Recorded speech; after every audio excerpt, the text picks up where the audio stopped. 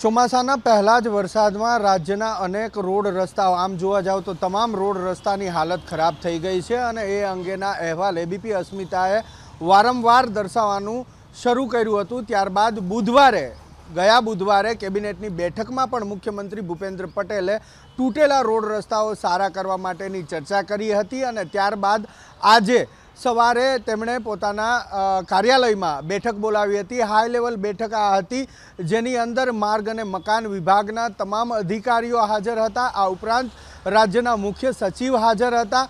તેની સાથે નગરપાલિકા, મહાનગરપાલિકા, કમિશનર ઓફ મ્યુનિસિપાલિટીઝ એ પણ ઉપસ્થિત હતા। નગરપાલિકાના અધિકારીઓ પણ ઉપસ્થિત હતા। વિભાગના તમામ અધિકારીઓ ઉપસ્થિત હતા કે જેની જવાબદારી આ રોડ રસ્તા રિપેર કરાવવાની રહે છે, જેની અંદર મુખ્યમંત્રી ભૂપેન્દ્ર પટેલે એક વાત સ્પષ્ટ કરી દીધી છે કે તમામ રોડ રસ્તાઓ એ રિપેર કરવાની જવાબદારી કોન્ટ્રાક્ટરની રહેશે। એટલે કે ડિફિકલ્ટ લાયબિલિટી પીરિયડની અંદર નુકસાની થાય તેવા કામોની પૂરેપૂરી કામગીરી પૂરી કરવાની સંપૂર્ણ જવાબદારી જે તે કોન્ટ્રાક્ટરની રહેશે।